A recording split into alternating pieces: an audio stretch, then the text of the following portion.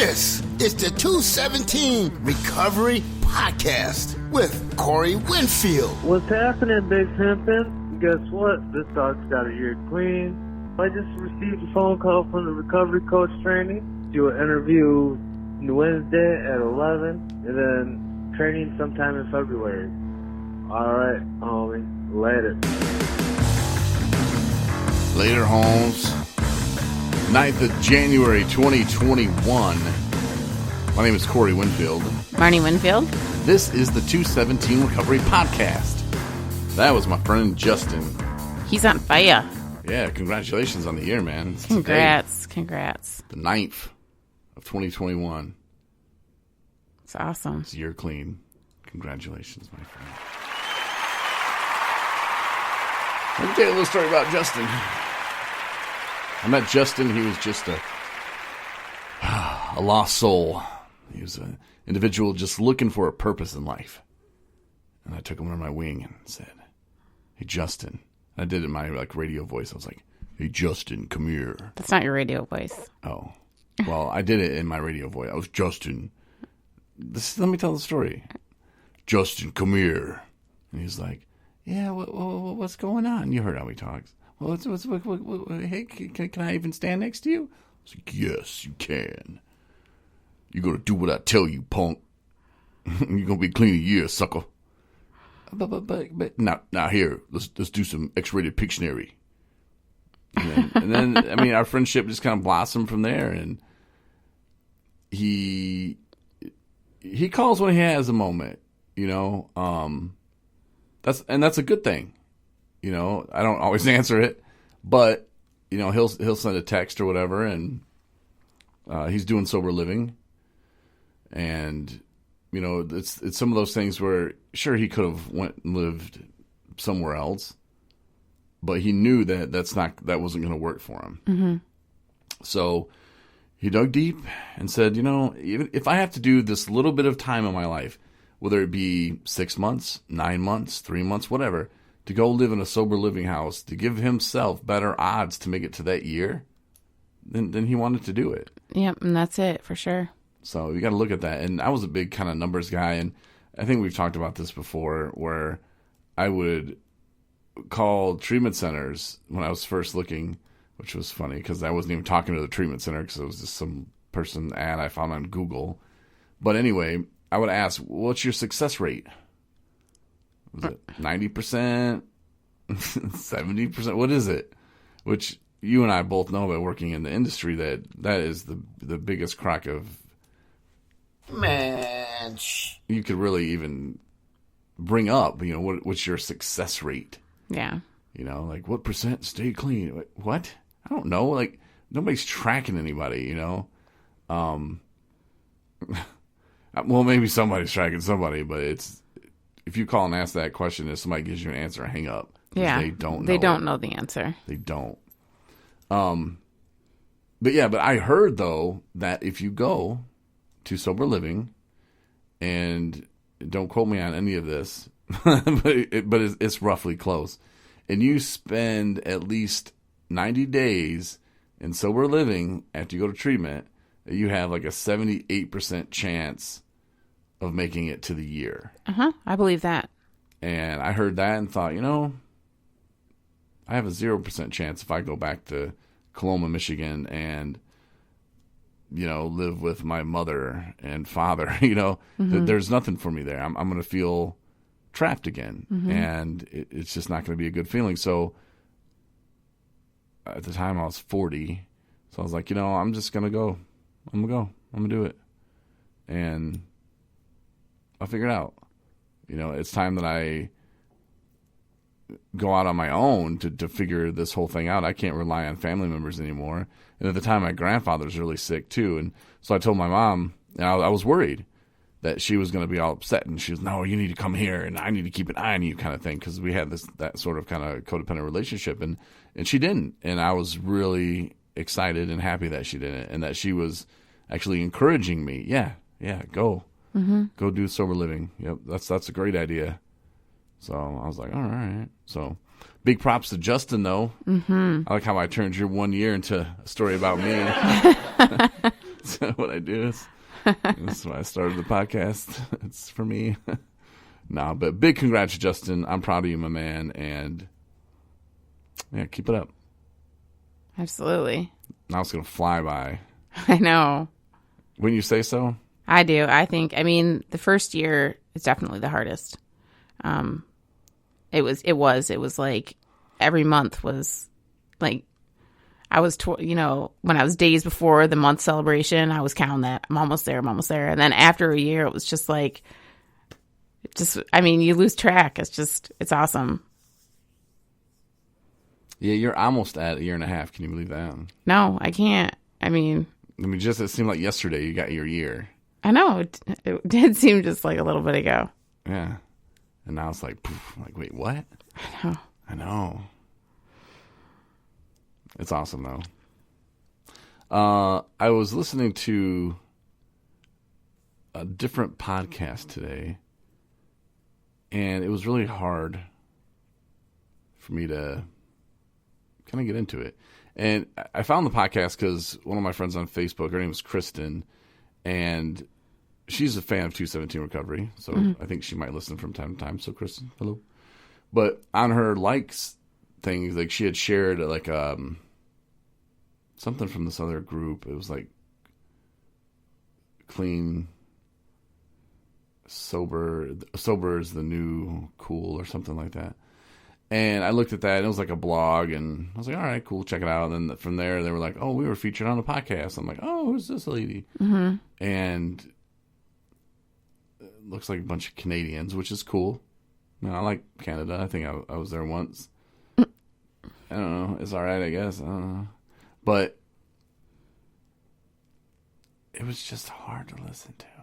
And I wonder if people think that about this podcast, because we're 7 minutes in. And I guess I just talked about recovery. Oh, yeah. But I don't know. It depends what episode you listen to, though. Right. But I don't know. Like, she was going on about how it had been a year since they had started their podcast, or she had started her podcast. And it was just about... I should listen to it. Yeah, you should. And I don't know. I'm not even going to say anymore. Okay. I want you to form your own opinion. But I'm harsh on other people anyway. It's just like, that's why I can't listen to the radio. Yeah. Because I hear people and they suck. And I'm like, oh, I can't do it. Now, I'm not saying I'm the best person ever. And sometimes I can't listen to my own podcast. But they were just hard to get into. I couldn't get into it. And it was all about, at least the one, I just told you I wasn't going to tell you. And now here I am. So we'll review that podcast tomorrow. Okay. I'll listen to it. I don't even remember the name of it. But whatever. And then, I don't know. We'll leave it alone. Well, the thing is she has a message. And I think that's the important thing. And did she, though? I don't really know if she did. I know. Lori, that's terrible. That. Like, you just dropped your mouth like, what? I can't believe. No, what I listened to, it was, all right, now you're going to make me do it. All right. Hi, it's Amy. It's a year ago. I started this podcast, and I touched so many people's lives, and I've started a new community with this podcast, and, people reach out, and they talk to me all the time for help, and, yeah, email me. I started this, and I didn't know I was going to be such a superstar, and blah, blah, blah, blah, blah. And I was like, man, yeah. Well, maybe she has done that stuff. Maybe, you don't know people that reach out to her or, her following. If she's helping somebody, then great. Good for her. Don't roll your eyes. Well, I'm just saying it was hard. If I would have listened to another one, maybe for the first time, it might have been a little bit different, but it just seemed like a lot of, is gloating the right word? Maybe. Maybe it was an off episode. Who knows? I don't know. And then I listen to our podcast. I'm all talking about I'm in love with Justin Bieber. And I'm like, oh, Jesus. Like, really? Can I give this lady any grief? See, there you go. Give her a little credit. I don't know. I was having a moment about the Biebs, Mm-hmm. Yeah. What happens? Yeah. So how was your day in recovery? My day in recovery was really good, actually. Worked some. Then came back and looking around the house. And I'm like, it's time. It's sad, but it's time to take the Christmas tree down. Yeah. I mean, it's pushing like mid-January, and it's just, and it wasn't so much that I was like not, dreading the whole taking things down and the organization stuff and whatever and the mess that would come with it. It looked really nice. It was a nice tree. Yeah, and it was our first Christmas tree in our new home, and it was ours, and that we, got together and put, the ornaments and stuff together and put it up. And so it's kind of just like, Well, it was ours, and it was Nico's. Well, some more Nico's than ours, and in a lot of ways appreciated more by her. Yeah. No, but it's okay. It was a happy moment as well, because it was just like, it's Christmas is over. So, kind of like life's going on. What's next? So, plus we may be getting a new piece of furniture for the apartment. We don't know. So, I don't know, kind of just like, nesting stuff. But it's good. See, I like doing normal stuff like that. That's exciting for me. Day in recovery. Yeah. I was sad when you told me you were taking down the tree. But at the same time, I was like, cool. I don't have to do it. Well, I knew you wouldn't do it. Either way, it didn't matter when it was. We wouldn't have done it anyway. And I probably wouldn't have wanted you to. Because I would have done it. But it would have just been after Valentine's Day, probably. Right. Because I like the tree. It's a cool art piece. I know. It was very warm and inviting. And then, since it was so nice, we go to look at something to put in place of it, maybe. And he's just like, nope. Yeah. Nope. How about this? Nope. What about this? Yeah. What do you think about? No. No, we'll just move the lamp over there. He's just not going to have it. So it's like he was pouty about, he's like, if it's not going to be a Christmas tree, I don't want it. Well, it sounded like a great idea at first. And then we get there to the store to look at what's going to replace this beautiful Christmas tree. No. It's not going to work. It's not. There's no many. You can't. Nope. I know. It's not going to work. And so then I was just disappointed because I didn't really think about it. I just thought, yeah, let's go. And then when I get there, and then I'm like, picturing it. Like, no. Like, it's not going to look good. Let's just, no. No. And Nico's a little upset. Yeah. It was her Christmas tree. Yeah. You can see it in her face. For a cat, though, she shows a lot of emotions in her face. Mm-hmm. And you could tell. You said after you moved the tree, she just went and sat there where the tree was. Yeah, it was in the corner of our apartment. And so we had moved the couch over some than it had been.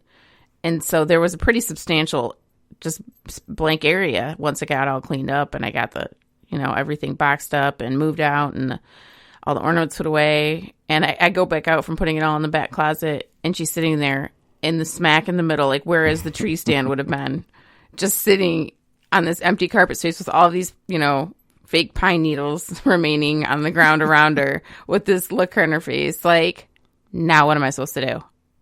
Like, really? And it made me sad. I was like, oh, I'm sorry. Baby home, girl, I'm sorry. But comes running it's up time. To tell me. Yeah. Mama took the Christmas tree down. She's, oh, God, she was talking. Like, look, Dad, I'm pissed. Yeah. Can't take my tree down. Yeah. Our kitty's hilarious. She really did. She was like telling on you. I know. And she just was upset. And I told her, we'll get you something to replace it with. And we get back, and she's just like, where's that? She did still sit there looking at you in the spot. She got all pissy, but she'll get over it. And I had to talk with her. Christmas is over. Mom wanted to move on from it. And don't worry, next year you can get excited again for it. Because she does get excited when you bust it out. Oh, yeah. And now she knows. So. Mm-hmm. So it's just, and I'm sure it works the same exact way with kids. Yeah. So, I know it does, yeah. we're training ourselves with yeah. a cat. Yeah. But can't be that different. sometimes you get poop on the floor. So you got to take it out and yeah, deal with poop and pee and attitude. Mm-hmm. But yeah, that's the thing though. I wouldn't have taken it down for another month or so. But I think it's cool that you did, and that's very proactive. Mm-hmm. You know, and maybe because I don't know if I've ever had a tree. No, I've never had a tree when I was sober. Like now. So, I mean, that probably could be part of the reason why I'd wait till February. Right. I want to say around Valentine's Day is probably the longest I've ever kept it up. Mm-hmm. But yeah, ugh, that's a long time. Then, Christmas we really put is it up over. early is the thing too. Yeah. So and yeah, I put it up. It was like, well, we put it up like October. October. Right? Yeah. So Yeah. yeah. So if you put it up, and I remember that one, it was like before Halloween, and I kept it up past Valentine's Day. So that's a long time. Mm-hmm. So we got our enjoyment out of it for the season, and it's just looked very empty now.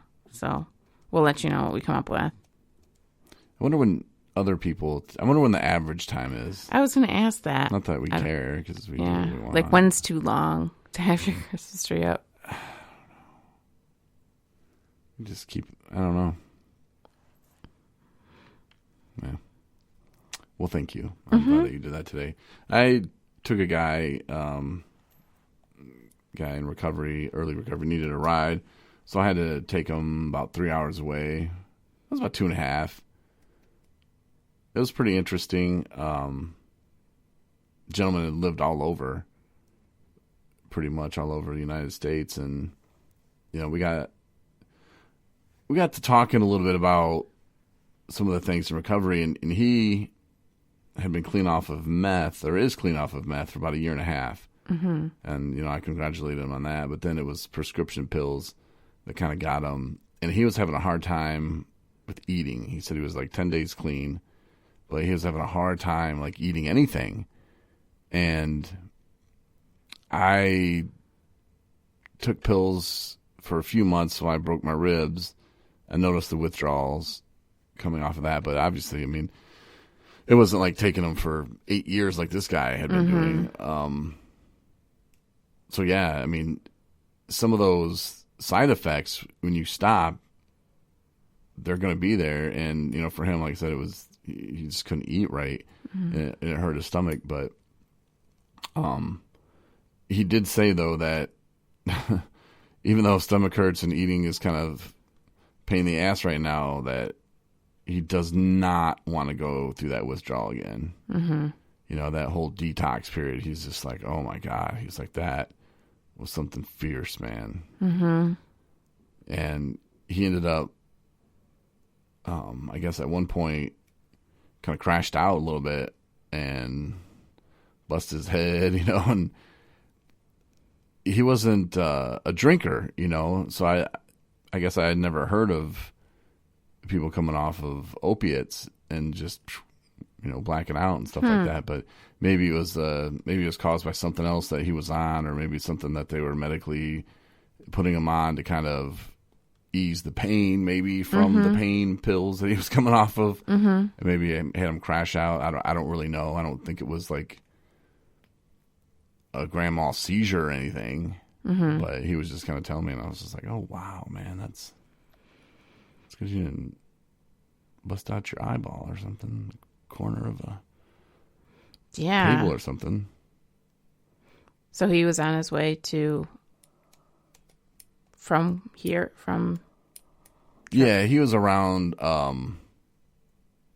the area here, and you know, I took him across the state, but okay.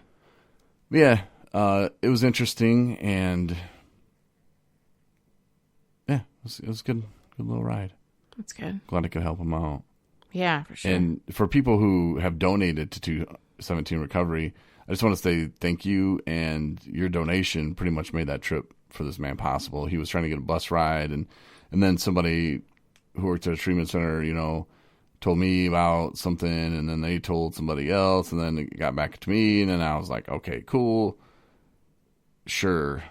Like, this is what we're doing, and this is what we're trying to do and help people out. So, yeah. So thank you. That was one of those times where it wasn't going to work to get, we needed that extra. Yeah, he was looking into buses, and buses are just not. He just couldn't find one that would get him to where he needed to go, and then if he did, he would have to take one from here to go up about an hour and a half. Then you'd have to spend the night, then to catch the bus to go the other way. And he was just like, "My God, man!" He's like, "I don't have any money for all that," and I was like, "Well, plus you'd be on a bus, man. That sucks." Yeah. So, yeah, we were able to make that possible. So, thank you for your donation and appreciate it. Well, that about wraps it up. I don't know what else I want to talk about.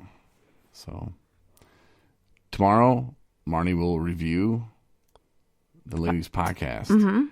I'll check it out. And, maybe I was too hard on her. But I don't know. I was just really expecting more.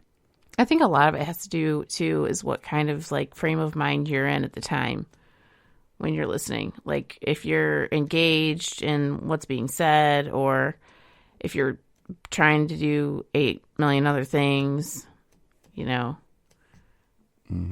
Or emotionally where you're at, Are you in a good mood? Are you in a crappy mood? Are you... I was in a good mood. Yeah. In a good mood. Yeah. Pastor Deb, I like hers. Mm-hmm. And you wouldn't think I would. Mm-hmm. But I like hers. There's something genuine about it. And she's just...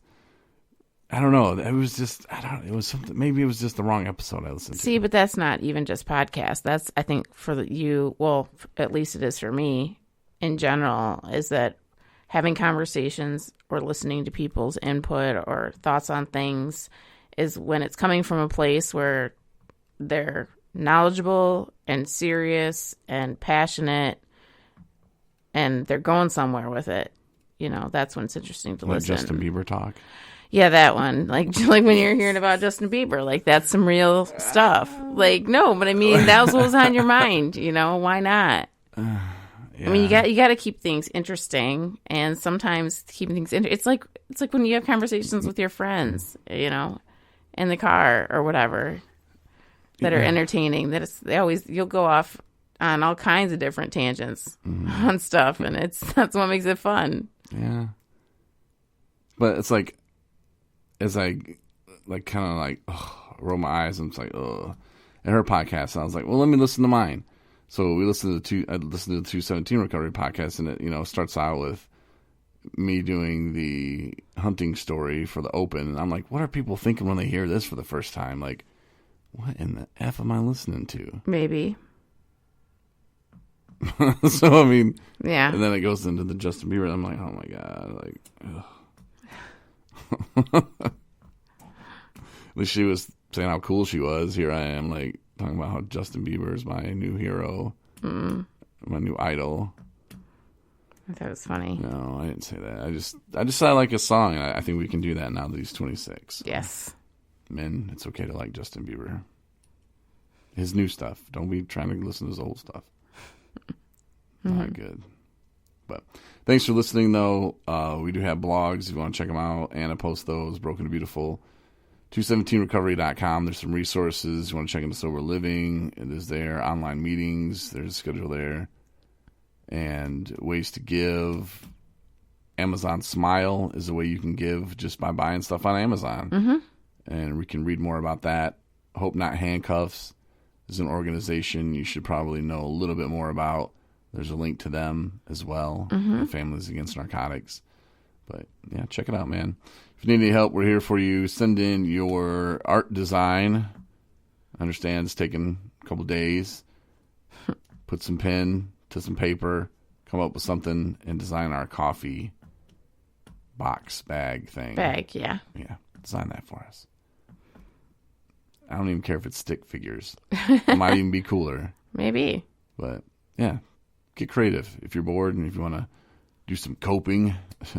his coping skills, whip that out for us, and send it Corey at 217recovery.com. Till tomorrow. Till tomorrow. Have a great night. Night. Or day, whatever. See ya.